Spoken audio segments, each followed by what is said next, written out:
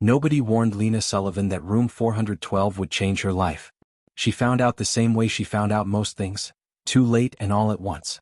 It was 11 o'clock on a Tuesday night when she pushed her cleaning cart down the long corridor of American National University Hospital's private wing. The hallway was lit bright and cold, the way hospitals always were, the kind of light that made everything look clinical and stripped of softness.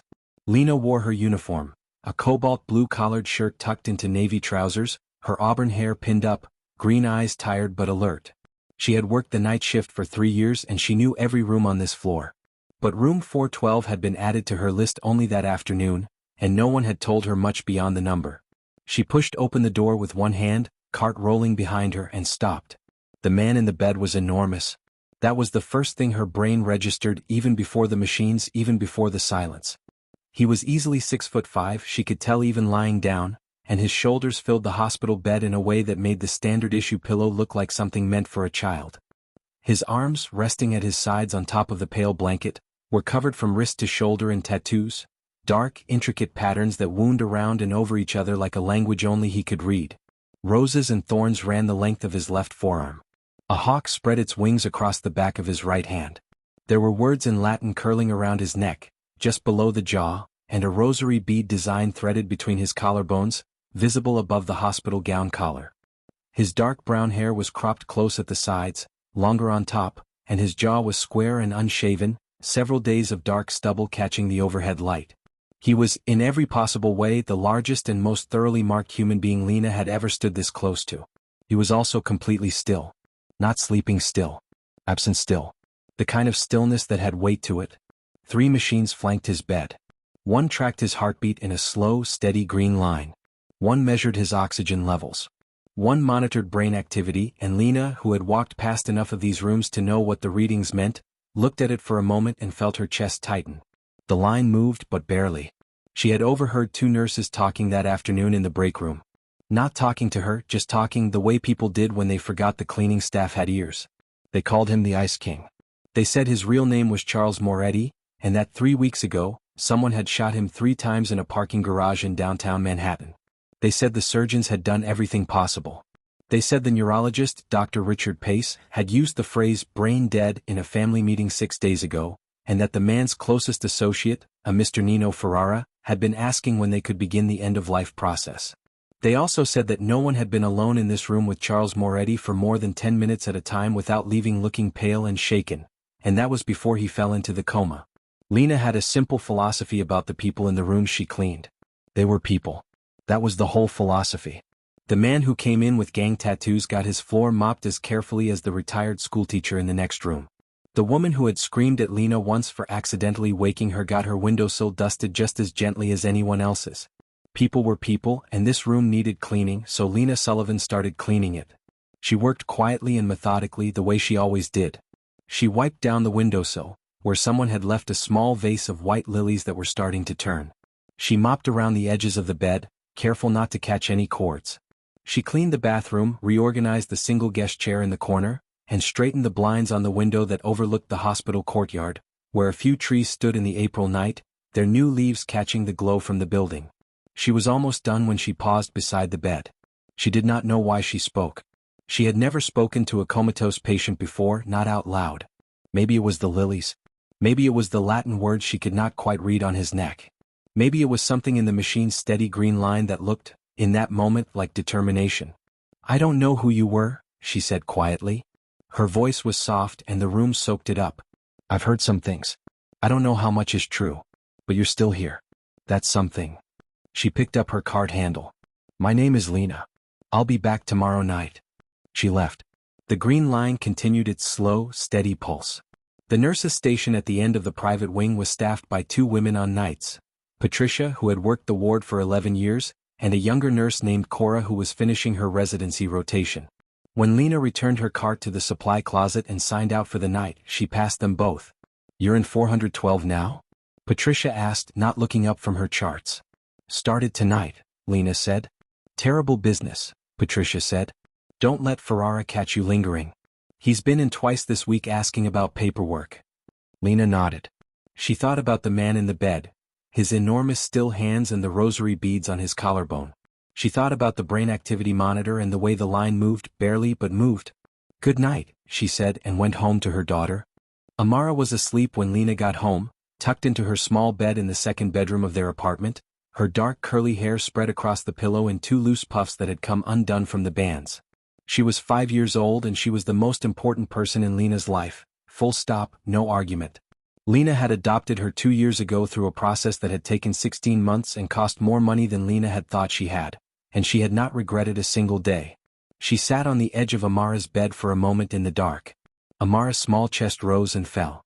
A yellow stuffed bunny was tucked under her arm, worn down to almost no fur on its right ear from being carried everywhere. "I met someone interesting tonight," Lena whispered to the sleeping child, to the dark room, to nobody in particular. "I think he needs someone to talk to him." Amara did not stir. Lena kissed her forehead and went to make tea. "What would you do if you found yourself alone in a room with the most feared man in America, and he couldn't hurt you, but something in you still refused to leave?" Follow along and tell us in the comments how you would have handled that first night in room 412. The second night, Lena brought a small potted plant.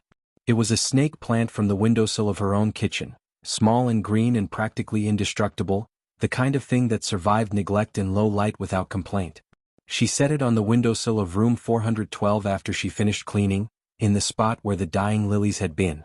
She took the lilies away in her trash bag. Nobody had replaced them. "Better," she said to the room, and then, because she had already decided she was going to do this, she turned to the bed. "I brought you a plant. It doesn't need much. I thought you might appreciate something that knows how to wait." The green line moved. Slowly. Steadily. She pulled the guest chair close and sat down, which she had never done in a patient's room before, and which she was fairly certain was against some kind of protocol. She would not stay long. She had floors to finish. But she sat for 8 minutes and she talked. She told him about Amara's school play, which was coming up in 3 weeks and involved Amara playing a singing mushroom in a production about forest animals. She told him that Amara had been practicing the mushroom song at dinner every night for the past 2 weeks and that it was, objectively speaking, not an easy song to listen to 17 times in a row, but that she loved every repetition of it.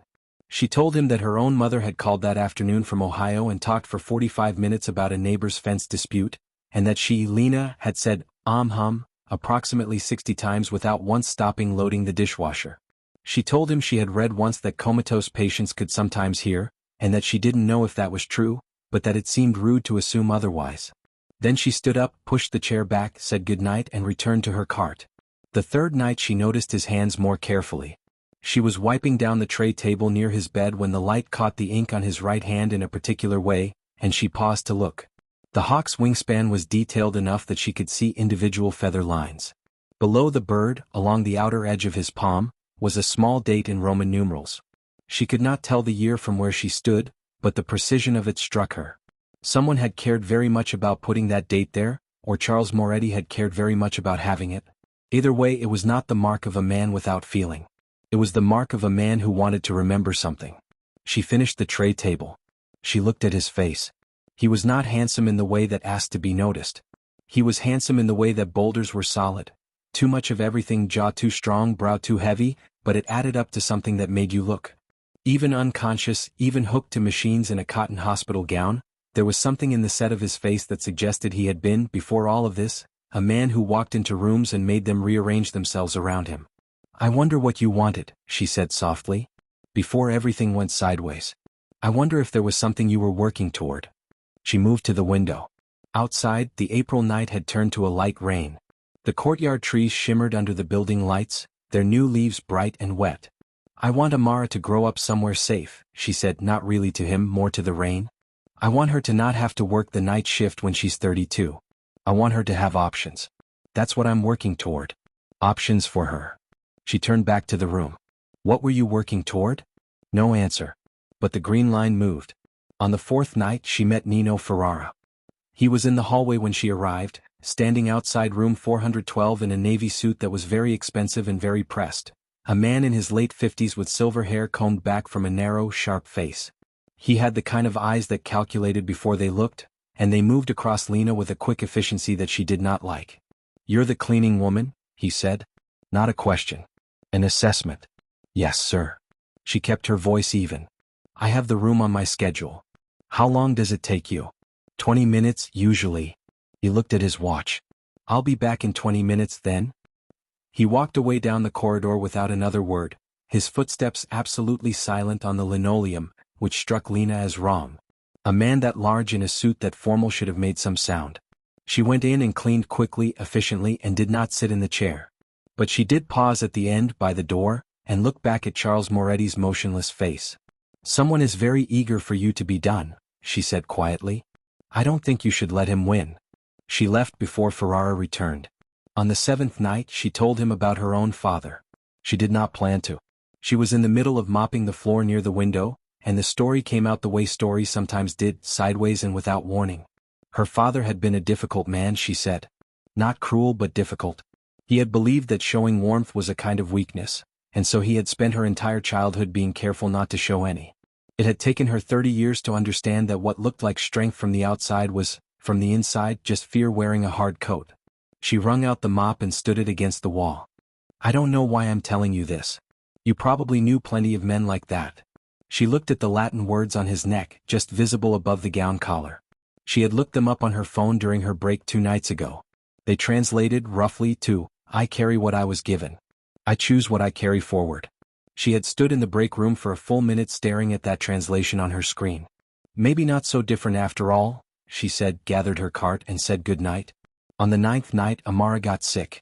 Lena found out at 4 o'clock in the afternoon, 2 hours before she needed to leave for work, when her phone rang with the number of Bright Stars daycare.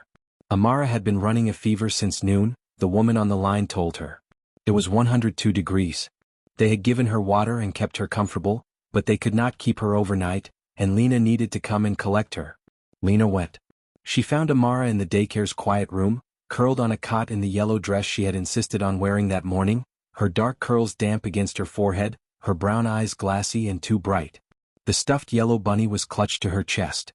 Mama, Amara said in the small voice she used when she was not well. I'm here. Lena gathered her up, coat and bunny and all. I've got you. She spent the next 90 minutes calling everyone she could think of. Her neighbor, Mrs. Parisi, who was usually happy to sit with Amara, was visiting her daughter in New Jersey. Her friend Dana from work was on day shift and already in bed.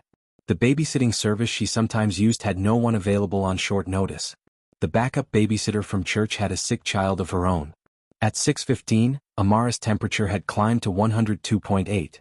She was crying, not dramatically, but in the steady, miserable way of a child who felt genuinely terrible and could not explain it better than through tears. She was draped across Lena's lap on the couch, her bunny pressed to her face.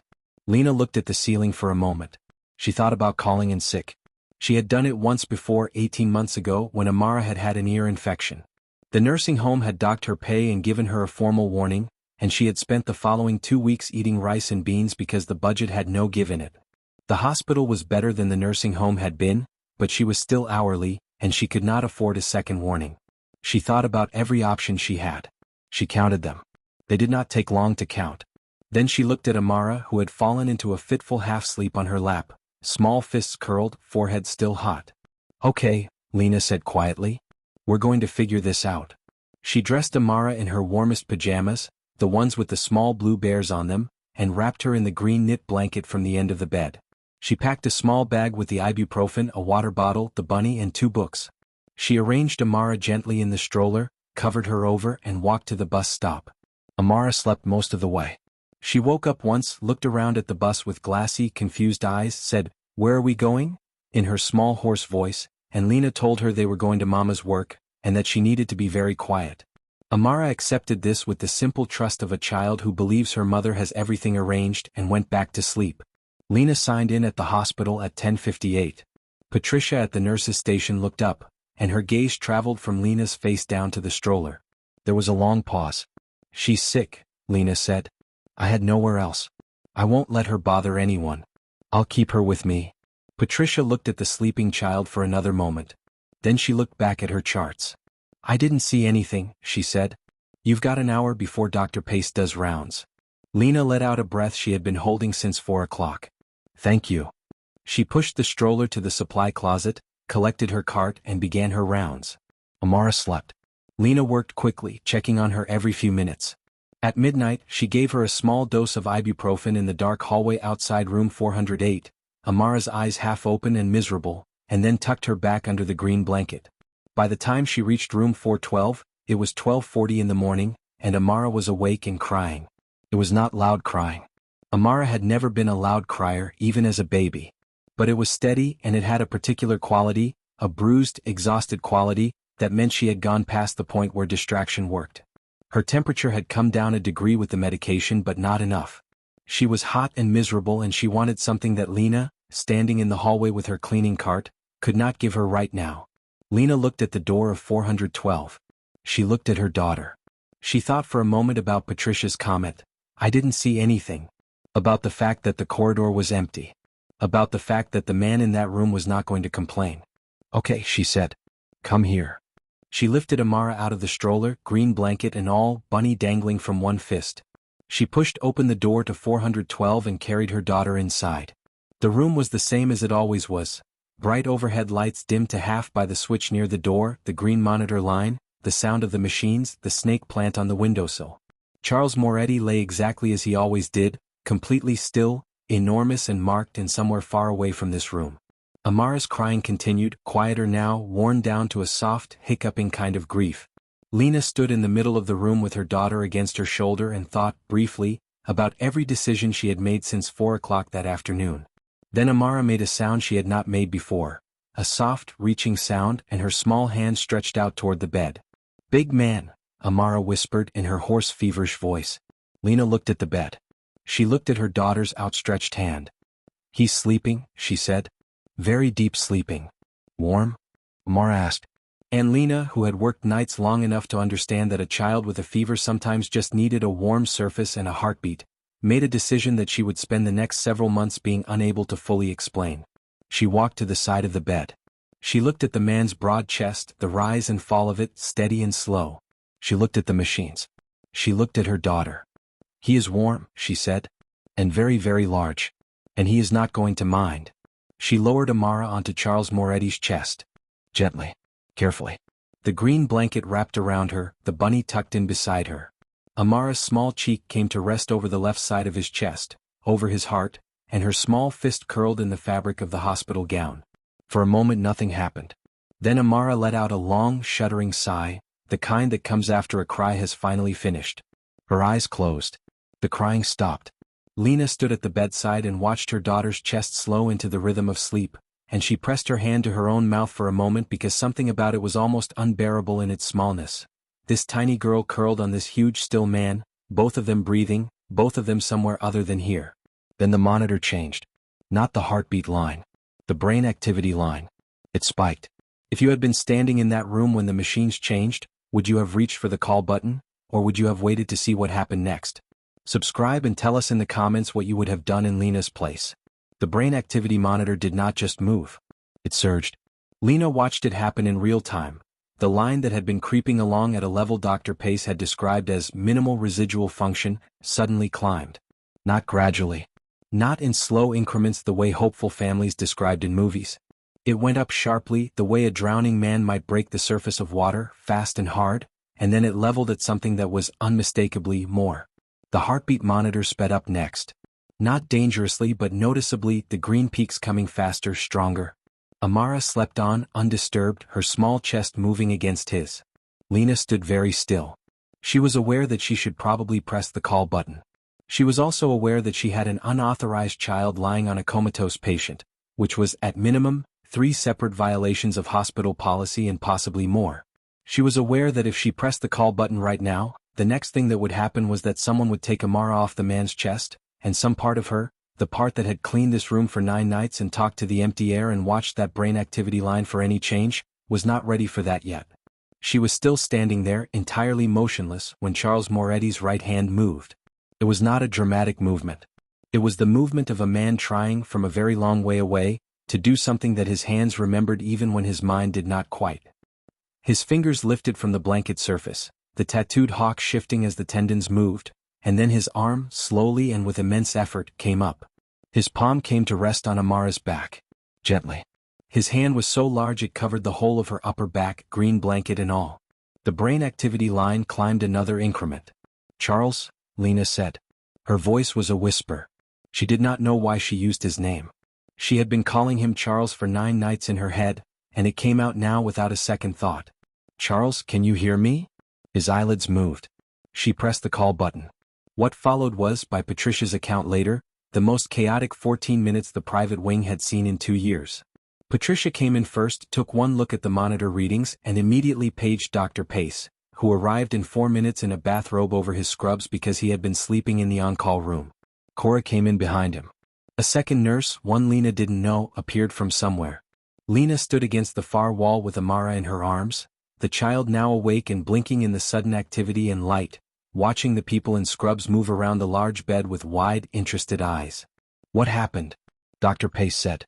He was looking at the monitors with an expression Lena had never seen on him before. A kind of stunned, rapidly recalibrating attention, like a man doing mathematics in his head that wasn't adding up to what he expected. "The readings changed," Lena said from her wall. "When?" He was shining a penlight in Charles's eyes now, and Charles, Lena could see, was resisting it. His brow furrowed. His jaw tightened. "About 6 minutes ago. Maybe 7. "What triggered it?" Dr. Pace said. His tone was not accusatory. It was genuinely puzzled. "Did anything change in the room? Any stimulus, any sound?" Lena looked down at Amara, who looked up at her, bright brown eyes still somewhat glassy but curious. "My daughter," Lena said. There was no point in trying to hide it now. "She's been unwell tonight. I had her resting on his chest. I know that was outside procedure. But that was the moment the readings changed." Dr. Pace turned and looked at the child in Lena's arms. He looked at the bed. He looked at the monitors. "The warmth and weight of a child," he said mostly to himself. "The heartbeat. Consistent external stimuli. Physical contact." He turned back to the bed, where Charles Moretti's eyelids were now moving with increasing urgency, fighting toward something, and said to Cora, "Get neurology on the phone. Now." Charles Moretti opened his eyes at 1:17 in the morning. Lena knew the exact time because she was looking at the clock on the wall when it happened. One moment his eyelids were heavy and struggling. The next they were open. His eyes were dark brown, very dark, close to black in this light, and they moved first to the ceiling, then around the room in the slow, confused arc of someone who has woken in a place they do not recognize and is running a check on reality. Dr. Pace was speaking to him in a measured, careful voice, asking if he could hear him, asking him to squeeze his hand if he understood. Charles Moretti's gaze moved past Dr. Pace. It moved past the nurses. It traveled across the room and found Lena Sullivan, standing against the far wall in her cobalt blue uniform with her daughter on her hip. He looked at her for a long moment. His hand, the one with the hawk, lifted slightly from the bed. It was not a wave. It was too small and too effortful for that. But it was deliberate. Lena felt certain, in the way she felt certain about very few things, that it was deliberate. She raised her own hand in response. Dr. Pace said, in a voice that Lena had never heard him use before and suspected he rarely did, "My God." By 4 in the morning, the private wing's attending physician had been called. Dr. Pace had been on the phone to 3 separate neurological colleagues. Patricia had made coffee and was drinking it standing up, which she only did when something had genuinely shaken her. Cora had cried, briefly and professionally, in the hallway. Amara had fallen asleep again in the chair in the corner, wrapped in her green blanket, the bunny under her chin, entirely unbothered by all of it. Her fever had broken at some point in the preceding hour. Lena had checked twice to be sure. She was sitting near the door, coat in her lap, preparing to leave before the morning shift arrived, when Dr. Pace came and sat in the other chair. "How long had you been speaking to him?" he asked.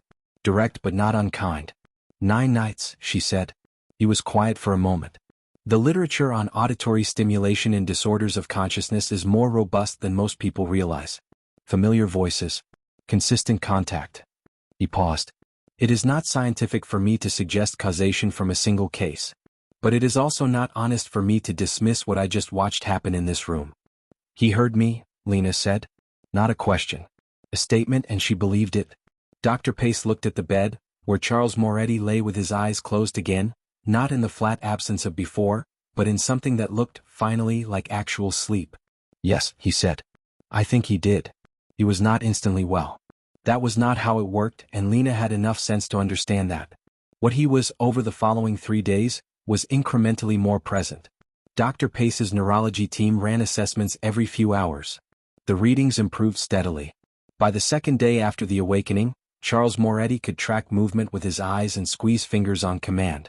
By the third day, he could hold his eyes open for sustained periods and respond to simple yes or no questions with small movements of his right hand.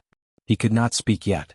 The throat muscles and the coordination required for speech took longer to come back than the gross motor signals, which Dr. Pace explained to the nursing staff in terms Lena only half understood, standing near the supply closet and listening while pretending to check her card inventory.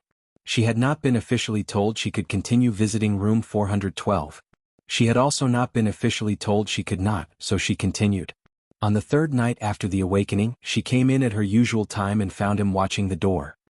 His eyes went to her the moment she entered, and there was something in the fact that he had been waiting for the door to open, that made her stand still for a moment in the doorway. "Hi," she said. "It's Lena. In case you don't remember." His right hand lifted slightly from the blanket. She had come to understand this as yes. Good. She moved to her cart and began her routine. "You gave everyone quite a scare the other night." "Well, not a scare exactly. More of a shock. A very welcome shock." She was cleaning the bathroom when she heard it. It was barely a sound. More of a breath with shape to it. She came back into the main room and looked at the bed. His lips were moving. She came to the bedside. She leaned down slightly, close enough to hear. "Kit," he said. The word was rough and very quiet, scraped out from somewhere that had not been used in a long time. But it was a word. Unmistakably. "The little girl?" Lena said. "Yes." His hand lifted. "She's fine. Her fever broke. She's back at daycare." Lena watched his face. "Her name is Amara. She's 5. She chose you. I want you to know it was her idea. More or less." Something happened at the corner of his mouth. It was not quite a smile, given that his face was still doing the effortful work of relearning its own expressions, but it was in the direction of one. "Strong," he said. The word was a little clearer this time. "Very," Lena agreed. "Takes after her mother." By the end of the first week after the awakening, Charles could manage short sentences. They came out slowly with effort and occasional gaps where he reached for a word and it arrived late, but they came. Dr. Pace's team was cautiously optimistic. The word miraculous had appeared in 3 separate text messages between nurses, which Patricia found unprofessional and Cora found completely appropriate. Nino Ferrara arrived on a Thursday afternoon. Lena was not there during his visit, but she heard about it from Patricia, who had been hovering in the corridor. Ferrara had come in dressed in his navy suit as always, sat down beside the bed, and spoken to Charles in a low voice for approximately 20 minutes. When he left, his face had been very controlled in a way that Patricia described as, like a man who had just opened a safe and found it empty. He was expecting something different, Patricia said in the break room to no one in particular. Lena said nothing. She thought about the man she had seen in the corridor 10 days ago, those calculating eyes, that silent walk. She thought about the phrase, end-of-life process. That night, she came in to find Charles awake and alert, more so than he had been yet. He watched her move through the room with an attention that was noticeably different from the drifting focus of the previous days. When she was done and moved toward the chair, he spoke first. "Sit down," he said. His voice was rough and careful, but the sentence was complete. She sat. "How long?" he said. Before the kid." 9 nights, she said. "I talk to you every night. I didn't know if you heard." He looked at the snake plant on the windowsill. "I heard," he said. "Not everything. But I heard." Lena felt something shift in her chest. "What did you hear?" He was quiet for a moment. "Ohio," he said. "Your mother." 45 minutes. She laughed. She had not expected to laugh. It came out startled and genuine, and she pressed her hand to her mouth, and Charles Moretti, from his hospital bed, looked at her with those very dark eyes, and something in them shifted too. Not warmth exactly, not yet. But the potential of it. The shape of a door. "She does go on," Lena said. He looked back at the ceiling. After a moment, "The plant. I brought it. Week 1. The lilies were dying." "Good call," he said. They sat in comfortable silence for a while. The machines hummed. Outside, the April rain had given way to a clear night, and through the window the courtyard trees were still and dark. Lena stayed 20 minutes longer than she should have. Charles Moretti had always been good at reading rooms. He had built everything he had on that ability, on the instinct that told him, before any word was spoken, which way a situation was going to go. It had kept him alive and operational since the age of 22, and it did not leave him just because he had spent 3 weeks at the far edge of consciousness. When Nino Ferrara walked into room 412 on that Thursday afternoon, Charles read the room in the first 4 seconds. He read the suit, pressed and controlled. He read the expression, managed and just slightly too careful. He read the hands, folded in the lap with the deliberate stillness of a man keeping them from moving. And he read the first thing Nino said, which was, "Welcome back," delivered in a tone that a stranger might have found warm and that Charles, who had known Nino Ferrara for 15 years, understood to be neither. He did not let any of this show on his face. His face did not do much yet. That was useful. He let Nino talk. Nino talked about the organization, about ongoing matters, about the various decisions that had needed to be made in Charles's absence. He was careful about what he said and careful about what he didn't, and the shape of the things he didn't say was, to Charles, as informative as a written report. There had been a vote among the senior members about the future direction of the organization. It had happened, Nino said, in a spirit of planning, purely logistical, 10 days after Charles had gone into the coma. "I see," Charles said. He managed 2 words. That was all he had at that point, 2 words, and he used them as precisely as possible.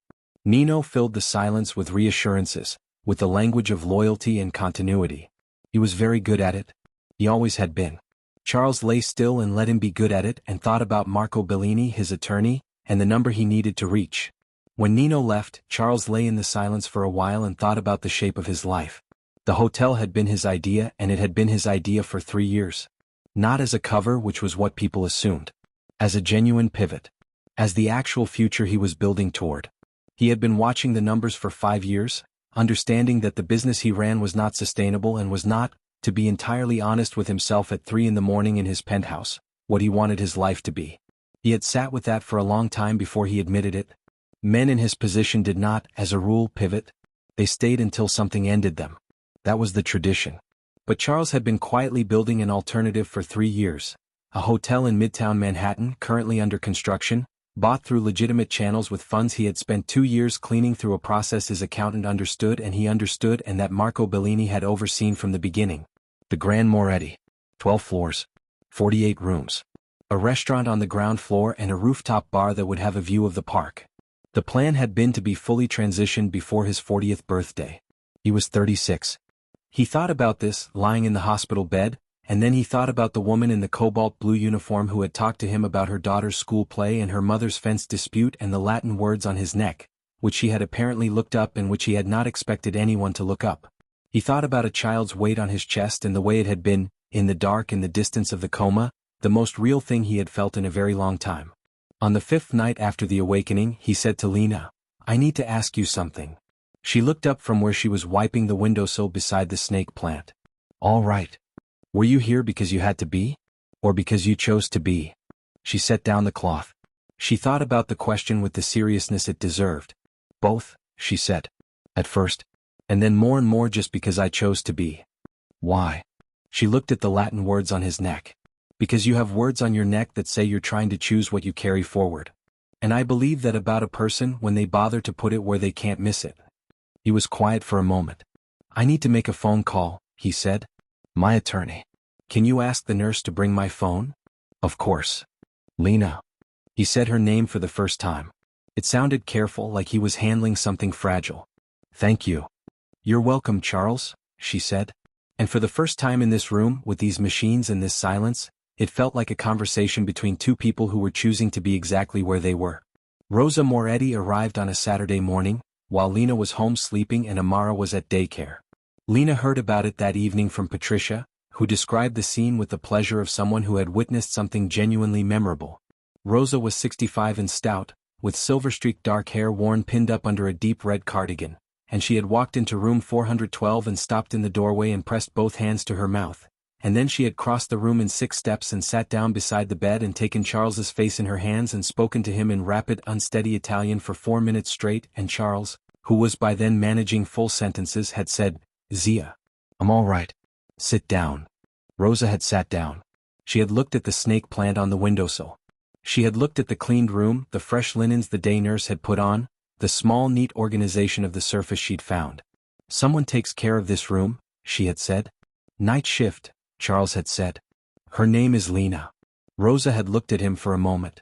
Then she had nodded, once, with the particular quality of a woman who has filed a piece of information under something she considers important, and begun unpacking the bag she had brought with her from home. Lena met Rosa on the following Tuesday, which she had not planned but did not mind. She came in at her usual time to find Rosa sitting in the guest chair beside the bed, wearing a deep burgundy cardigan and reading a paperback novel, while Charles was sitting upright for the first time, his enormous frame propped against the raised back of the bed, reviewing something on the phone Marco Bellini had brought him the previous day. The scene looked, Lena thought, startlingly domestic. Both of them looked up when she entered. "Lena," Charles said. It was becoming easier the way he said her name. More natural. Rosa was already on her feet. She was not a tall woman, but she moved with the certainty of someone who intended to occupy whatever space they entered. She took Lena's hand in both of hers and held it. "You talked to him," Rosa said. Her English was good, accented, warm. "Every night." "He told me." "I did." Lena felt slightly embarrassed and then decided not to be. It seemed wrong not to. Rosa squeezed her hand once and looked at her with the assessing dark eyes that Charles had inherited, the same shape, the same quality of seeing straight through to what was actually there. "Sit with us," she said. "When you have finished." Lena finished quickly that night. She sat. They talked, the three of them, with Rosa asking most of the questions and Charles watching and Lena answering honestly about Amara, about the night shift, about how long she had been at the hospital and what she'd done before.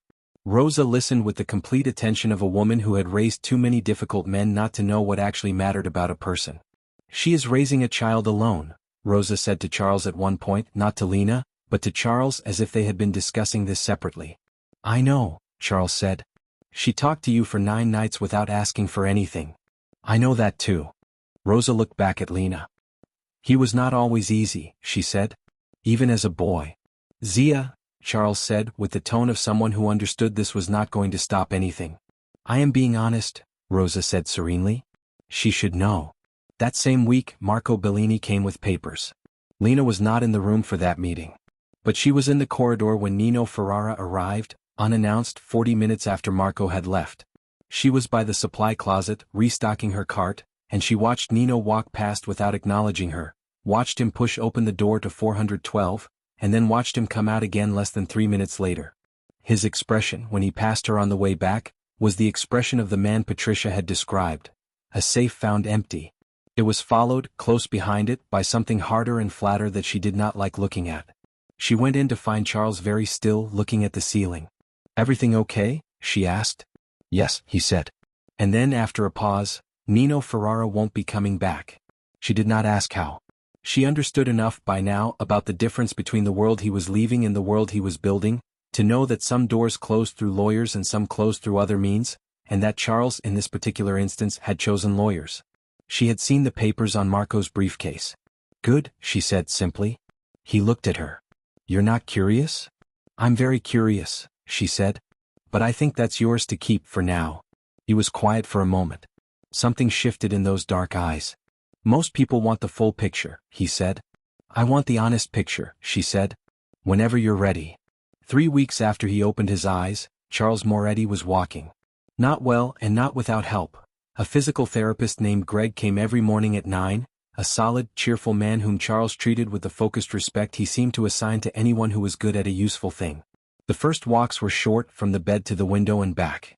By the end of the first week of walking they were to the end of the corridor. By the second week they were down a flight of stairs and back, Charles's large hand on the railing, jaw set, working at it the way he apparently worked at everything. Lena saw the stairs walk happen by accident. She was passing the stairwell door at 11:30 on a Thursday night, on her way between rooms, when the door opened and Charles emerged, Greg a step behind him, and stopped when he saw her. He was in a dark green hospital-issue robe over the standard gown, and he was breathing more heavily than he would have liked. She could tell by the way he was managing his expression. He was upright though. Fully upright. The size of him, which she had assembled mostly from impressions gathered bedside, was a different thing entirely when he was standing. He was very large. The corridor, which had seemed an ordinary corridor, suddenly seemed somewhat smaller. "Stairs," he said. "I see," she said. "First time." There was something in his voice that was almost, but not quite, pride. She understood that it was not something he would have said to most people. "Well done," she said, and meant it completely. He looked at her for a moment. Then the corner of his mouth moved in that direction it had been finding with increasing frequency. "Good night, Lena," he said. "Good night, Charles." She moved on down the corridor and she did not turn back, but she was aware, with a precision she could not have explained, of exactly when he turned and went back through the stairwell door. The conversation about the hotel happened on a Sunday night, 12 days before his discharge. She had come in to find him at the window standing looking out at the courtyard. The trees were full by now, May having come in while he was learning to walk the stairs, and the leaves caught the building light in a way that was, at this hour, actually lovely. She cleaned efficiently and quietly, and then she sat in the chair and he came and sat on the edge of the bed, which he could do now, and for a while they just both looked at the window. "Tell me about the hotel," she said. He looked at her. "Who told you about the hotel?" "Nobody. You mentioned it once, in the early days when you were just barely getting sentences. You said, 48 rooms. I didn't know what it meant then." He was quiet for a moment. Then he told her. He told her about the building in Midtown, 12 floors, bought 3 years ago through a legitimate holding company that he had been building for longer than that. He told her about the architect, a woman named Juliana who had designed 2 boutique hotels in Rome and 1 in Lisbon, and who had understood immediately what he wanted. Something elegant but warm, with light and color and spaces that made people feel, as he put it, like they had arrived somewhere that was glad they came. He told her about the restaurant on the ground floor, which he wanted to run with food sourced from regional farms, and the rooftop bar, and the art he had been quietly commissioning from 3 young painters from Brooklyn.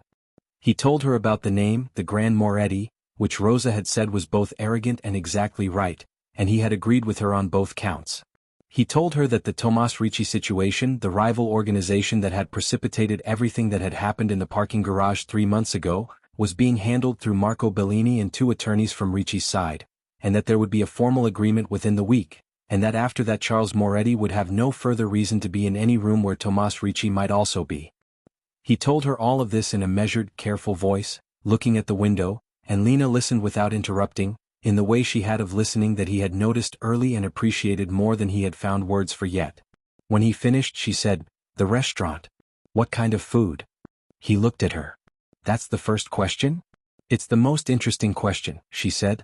He told her about the restaurant. They talked about food for 20 minutes. Rosa's recipe for Sunday sauce appeared. Amara's severe preferences regarding acceptable versus unacceptable pasta shapes was discussed. By the end of it, something had happened to the room, some shift in its quality, a warmth that was not mechanical and had nothing to do with the air temperature. "You should bring Amara," he said. "When it opens, I'll save a table." "I'd like that," Lena said. She looked at the snake plant on the windowsill. "I think she'd like meeting the giant man in a different context." "The giant man," he repeated. "That's what she called you. The first night she saw you." He looked at the plant. His jaw moved in that way she had learned to read. The almost smile larger than usual this time. "I've been called worse," he said. The morning of Charles Moretti's discharge from American National University Hospital was a Tuesday in late May. Dr. Pace shook his hand at the nurse's station, which was not something Dr. Pace did with patients, and Patricia hugged Charles, which surprised him enough that he stood very still for a moment before putting one arm around her with the careful, unpracticed warmth of a man still learning that this was something he was allowed to do. Rosa was there with a car. It was a long black vehicle, very clean, and the driver held the door. Charles settled into the back seat and looked out the window as the hospital disappeared behind them, and he felt something he could not fully name. Not relief exactly, though relief was part of it. More like the particular feeling of a door closing behind you that you have needed to close for a very long time. He had asked Lena to come. He had asked carefully, the way he had come to understand she preferred to be asked about things. Directly, and with the option to say no left genuinely open. He had said he wanted to show her the hotel if she was free and interested. He had said she was under no obligation. He had said very quietly at the end of his Thursday night conversation the week before discharge, "I would like you to see what I'm building." She had looked at him for a moment. Then she had said, "Saturday. Amara and I are free on Saturday." The Grand Moretti was on West 54th Street, a building that had been, in its previous life, a tired 12-floor office building from the 1970s that had been quietly purchased, gutted, and reconstructed over the past 2 years into something that had no relationship to what it used to be. Lena arrived on Saturday morning with Amara in a yellow dress and white sneakers and the rabbit tucked under one arm, and she stood on the sidewalk in front of the building for a moment before going in. The exterior was cream stone and tall windows, not finished yet entirely, the scaffolding still up on the upper floors, but even unfinished it had a quality of intention to it. It looked like a place that knew what it was going to be. Charles met them in the lobby. He was in a cobalt blue shirt, open at the collar, the tattoos visible at his wrists and on the back of his hands, and he looked, out of the hospital gown and standing in the lobby of his own building in the May light that came through the tall front windows, like a man who had found the correct version of himself. Amara looked up at him for a long moment, head tipped back at the extreme angle required to see that far. "Giant man," she said, with the satisfaction of a confirmed hypothesis. Charles looked down at her. Something moved through his expression that Lena had not seen there before, something simple and unguarded. "That's me," he said.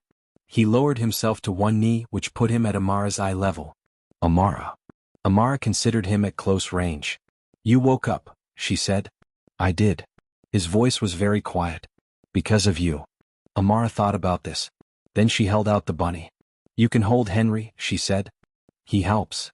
Charles took the bunny with both hands, the large hands with the hawk on the right and the roses on the left, and held it with an absolute seriousness that Amara found appropriate.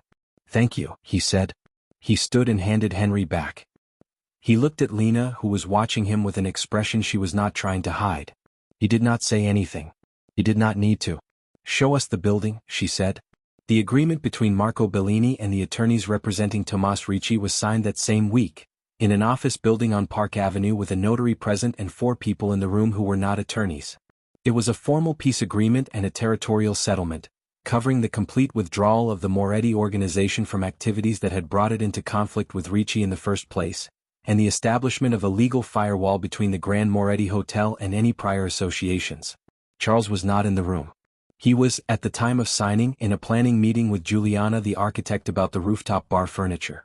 Lena knew this because she had asked and he had told her, and then he had shown her the furniture samples, which were a deep marine blue with dark wood frames, and she had said she thought they were beautiful. "They were Rosa's choice," he said. "Rosa has excellent taste," Lena said. "Don't tell her that. She's already impossible." Lena had laughed and Charles had watched her laugh, and neither of them had said what was becoming increasingly clear in the space between them, because there was time for that, finally. There was time. The Grand Moretti Hotel opened on the first Saturday of September with a soft launch that was, by any measure, not particularly soft. Rosa had brought 17 relatives. Juliana had brought her design team from Rome. Dr. Pace came because Charles had sent him an invitation and he had come, and Patricia had come with him and Cora, and a number of the night nursing staff who had texted each other about it. The restaurant on the ground floor had been running a test service for 2 weeks, and the regional farm sourcing had already drawn a piece in 2 separate food publications. Lena arrived in a scarlet dress. It was not a dress she wore often, because the occasions had not previously presented themselves, but it was the right dress for tonight. She had known that from the moment she took it out of the back of her closet. It was simple and well-fitted and the color of it was vivid and decided, and she felt, in it, like a woman who was exactly where she had chosen to be. Amara arrived beside her in a yellow dress with white flowers on it, Henry tucked firmly under her arm, her dark curls in 2 careful puffs that Rosa had spent 40 minutes arranging that afternoon and that had already begun to escape. She was holding Lena's hand and looking at the lobby of the Grand Moretti with the wide-eyed assessment of someone who had arrived somewhere very impressive and intended to explore all of it.